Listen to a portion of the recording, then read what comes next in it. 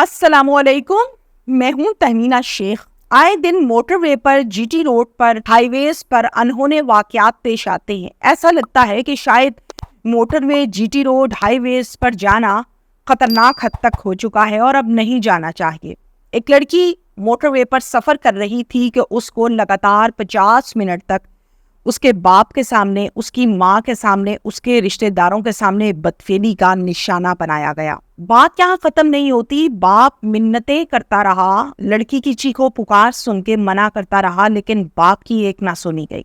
کیا وقوع ہے، کہاں کا وقوع ہے، اور یہ لڑکی کون تھی اور اب کس کنڈیشن میں ہے، یہ ڈیٹیلز میں آپ کو ساری آج کے وی لاگ میں بتانے جا رہی ہوں۔ بہاول نگر کی یہ فیملی ہے جس کی ڈیٹیلز میں آپ سے شیئر کرنے جا رہی ہوں، جس میں گھر کا جو والد ہے، جو سربراہ ہے، اس کا نام ہے محمد آصف۔ ان کی بیوی کا نام ہے اقرا۔ ان کو شادی کے بہت عرصے تک اللہ تعالیٰ نے اولاد نہیں دی۔ بہت منتوں مرادوں کے بعد اللہ تعالیٰ نے انہیں ایک پیاری سی بیٹی عطا فرمائی جس کا نام اس میاں بیوی نے شہزادی رکھا۔ اچھا، اب شہزادی اپنے والدین کی شہزادی بھی تھی، لاڈلی بھی تھی، اکلوتی بھی ہے اور بہت پیاری بھی ہے۔ وقوع کچھ اس طرح سے ہوا کہ 22 کی صبح اقرا کا بھائی عمران، اقرا ہے آصف صاحب کی اہلیہ، اقرا کا بھائی عمران جو کہ پاک پتن کا رہائشی ہے، وہاں سے کال کرتا ہے کہ والد صاحب کی ڈیتھ ہو گئی ہے، تم فوراً آ جاؤ، ابا جی انتقال کر گئی ہیں۔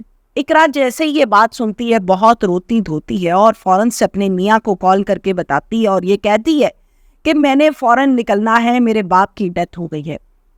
آصف صاحب انتہائی شریف آدمی ہیں، وہ فوراً سے گھر آتے ہیں، اس کو حوصلہ دیتے ہیں اور اس سے یہ کہتے ہیں کہ ٹھیک ہے، تم گھبراؤ نہیں، ہم ابھی چلتے ہیں، میں گاڑی کا ارینج کر لوں۔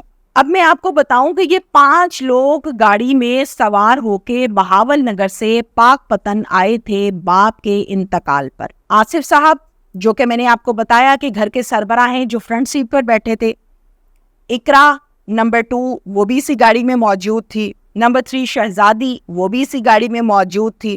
اس کے ساتھ ان کے 2 رشتہ دار بھی تھے، جن میں سے ایک کا نام علی رضا ہے اور دوسرے کا نام مزملہ ہے۔ اب علی رضا اور آصف صاحب دونوں آدمی فرنٹ پہ تھے اور پیچھے تینوں خواتین بیٹھی ہوئی تھی ویگنار گاڑی کے اندر۔ بہاول نگر سے پاک پتن کا یہ فاصلہ طے کرنے لگتے ہیں جی ٹی روڈ کے ذریعے سے اور یہ چلے جاتے ہیں پاک پتن۔ وہاں پر جب یہ جاتے ہیں تو جا کر ظاہر ہے باپ کے میت کے پاس یہ خاتون بیٹھتی ہے، روتی ہے، دھوتی ہے اور پرانے دنوں کو یاد کرتی ہے اور اس کی طبیعت بہت خراب ہوتی ہے۔ اب اسی دوران کیا ہوتا ہے کہ باپ کا ظاہر ہے کفن دفن کیا جاتا ہے، نماز جنازہ ادا کی جاتی ہے اور ان کو دفنا دیا جاتا ہے۔ جب یہ سارا معاملہ ہو جاتا ہے، دفنا دیا جاتا ہے، تو گھر والے یہ کہتے ہیں کہ آپ اقرا کو واپس لے جائیں، اقرا بہت زیادہ رو رہی ہے، ساری رات یہاں بیٹھی رہے گی تو روتی رہے گی اور اس کی طبیعت خراب ہو جائے گی۔ چھوٹا سا راستہ ہے، آپ کل دوبارہ کلوں پر اس کو لے آئیے گا، لیکن اس کی طبیعت خراب ہوگی اور شہزادی بھی یہ سب کچھ دیکھ رہی ہے، تو ایسا نہ ہو کہ اس کی بھی طبیعت خراب ہو جائے۔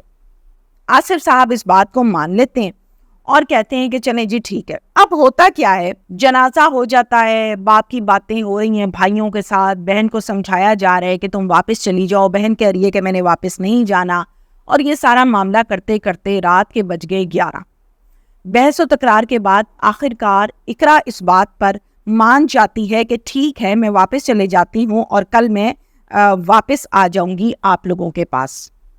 رات 11:15 بجے 11:15 پر یہ فیملی واپس اپنی گاڑی میں سوار ہوتی ہے بہاول نگر کے لیے۔ اقرا کی حالت بھی کچھ ٹھیک نہیں ہے، رو دھو کے پریشانی کے عالم میں یہ سارے معاملات ہیں۔ جیسے کہ میں نے آپ کو بتایا کہ یہ 5 لوگ گاڑی میں واپس سوار ہوئے اور اسی دوران 4 لوگ اسلحہ لے کر آئے، 2 گاڑی کے آگے کھڑے ہو گئے، گاڑی کو روک لیا گیا اور 2 دروازے کے پاس آ گئے۔ اب ڈر کے یہ فیملی دروازہ نہیں کھول رہی اور باہر والے کہہ رہے ہیں کہ دروازہ کھولو، ڈاکو ہیں وہ، اسلحہ ہے ان کے پاس، بڑی بڑی گنز ہیں ان کے پاس۔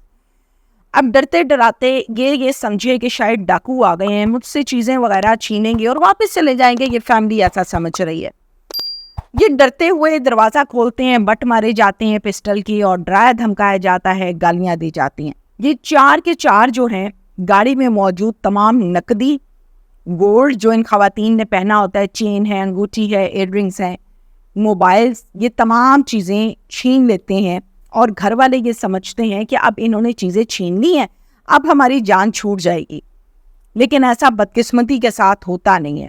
پوری فیملی کو گاڑی سے باہر نکال لیا جاتا ہے اور نکال کر ایک سائڈ پر فصلیں ہیں مکئی کی وہاں لے جاتے ہیں. وہاں لے جا کے باپ کو، علی رضا کو جو ان کا رشتہ دار ہے، ماں کو اقرا کو اور مزملہ کو، سب کو پاؤں کے بل بٹھا دیا جاتا ہے اور ان کے ہاتھوں کو پیچھے باندھ دیا جاتا ہے. امیجن کریں، اللہ نہ کرے اگر کسی کے ساتھ یہ واقعہ ہو تو اس پر کیا بیتے گی. باپ روتا مرتا مجبور کیا کرتا، چیختا رہا، منتیں کرتا رہا، ترلے کرتا رہا، لیکن ڈاکوؤں نے کہاں سننی تھی باپ کی. وہ قیامت خیز لمحے میں سوچتی ہوں تو پریشان ہو جاتی ہوں کہ اس باپ کے لیے کتنا مشکل تھا. وہ پاؤں کے بل بیٹھ گیا، ہاتھ پیچھے باندھ دیے گئے. اب رہ گئی شہزادی. شہزادی کو وہ پاؤں کے بل نہیں بٹھاتے اور اس کو کہتے ہیں کہ تم بھائی ذرا سائڈ پہ مزید آگے آ جاؤ. شہزادی خوف کھا رہی ہے کہ یہ کیا مجھے کہہ رہے ہیں اور میں کیوں ان کے ساتھ جاؤں. مکئی کی فصلوں میں اس کو لے جاتے ہیں اور لگاتار 50 منٹ ایک ایک کر کے یہ چاروں اس لڑکی کے ساتھ بدکاری کرتے ہیں.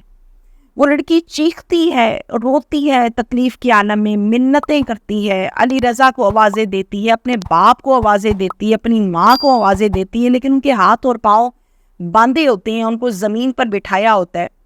وہ ترلے منتیں کرتے ہیں لیکن کوئی کسی کی نہیں سنتا. اور اس بچی کو، اس لڑکی کو جو کہ اپنے ماں باپ کی اکلوتی اور کئی سالوں کے بعد یہ اولاد ہوئی، اس کو 50 منٹ تک بدکاری کا نشانہ بنایا جاتا ہے. اس کے بعد کیا کرتے ہیں، باپ اپنی بچی سے نظریں نہیں ملا پاتا. علی رضا اپنی بہن کہہ لیں، آپ رشتہ دار ہے، اس سے نظریں نہیں ملا پاتا.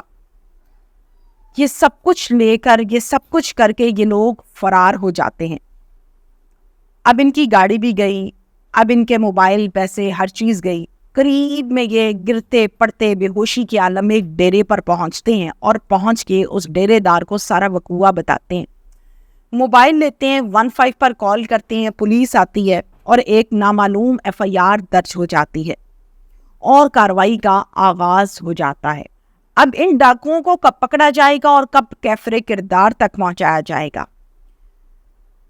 اکثر اوقات ہم کہتے ہیں کہ ہینیس کرائم ہو گیا، ڈکیتی ہو گئی، غلط ہو گیا، لیکن ڈکیتی سے نیکسٹ سٹیپ ہے یہ کہ آپ مجھے بتائیں کہ بچی آگے زندگی کیسے گزارے گی جس کو اس کے باپ کے سامنے برہنہ کر دیا گیا، اس کے بھائی کے سامنے برہنہ کر دیا گیا. وہ زندگی کیسے گزارے گی؟ ڈاکوؤں نے اسلحے کے زور پر کیا قیامت ڈھائی اس بچی پر. اللہ تعالیٰ اس کو صبر جمیل عطا فرمائے اور انصاف ملے. کیفر کردار تک یہ ڈاکو اس لڑکی کی آنکھوں کے سامنے پہنچے.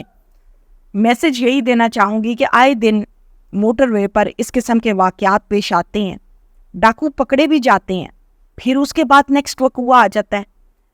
حکومت کو یہ چاہیے کہ کوئی ایسی اسٹریٹجی اپنائی جائے جس سے at least motorway, highway اور GT روڈ کو محفوظ رہنا چاہیے. ہم نے ایک اور واقعہ سنا، بہت ہائی لائٹ ہوا کہ جی گاڑی میں پیٹرول ختم ہو گیا تھا تو گاڑی کو بریک لگانی پڑی اور گاڑی بند ہو گئی. تو یہ واقعہ، اب یہ گاڑی چل رہی تھی، یہ گاڑی رکی ہوئی نہیں تھی، اس کے ساتھ یہ واقعہ پیش آ گیا. اور یہ واقعہ توبہ استغفار کسی کے ساتھ بھی پیش آ سکتا ہے. تمام وہ لوگ جو موٹر وے پر سفر کرتے ہیں، تو حکومت کو چاہیے کہ ہوش کے ناخن لیں. Thank you.